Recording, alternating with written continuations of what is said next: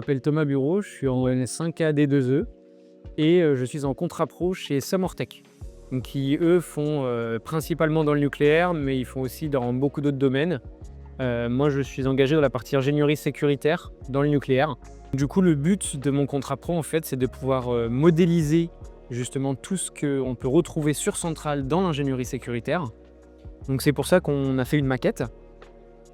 Donc on a déjà un environnement électrique pour simuler un coffret électrique sur centrale. Donc là, c'est principalement une entrée électrique secteur avec des automates pour la remontée d'informations. Et derrière, il y aura une partie IHM, interface homme-machine. Donc c'est vraiment le nom que ça a. Ça permet de pouvoir contrôler un automate et des machines via une interface que nous, on peut comprendre, un peu comme une sorte de tablette. On est parti sur un design un peu simple, où on va en voir en fait un petit poste de commande ici.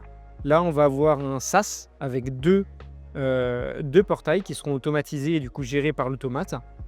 Voilà, donc ça c'est la partie maquette avec un poste qui est typiquement central et après des éléments de décor. Il y aura aussi après d'autres éléments de décor qui vont se rajouter là-dessus. La maquette n'est pour l'instant pas finie. Pour ce qui est de la partie électronique, donc je disais, on a un automate donc, qui va pouvoir gérer un certain nombre de choses. Donc il va pouvoir gérer, comme je disais, les portails. Il va pouvoir aussi gérer un accéléromètre qui, lui, en gros, fait de la détection de mouvement. Donc ça va être en fait pour de l'intrusion. Donc ça sera mis sur les rambardes, donc il y en aura plusieurs. Ce mouvement-là sera détecté par l'accéléromètre, puis par l'automate. Et après, pour faire donc de la levée de doute, il y aura une caméra qui sera allumée pour pouvoir vérifier la zone avec un enregistrement daté et avec l'heure. La deuxième chose que va gérer l'automate aussi, pareil sur le même principe que les câbles à choc. Le câble à choc, c'est l'accéléromètre. Ça va être la partie infrarouge, donc sur la partie des deux battants, donc des deux portails. Il y aura un détecteur infrarouge avant et après les deux portails.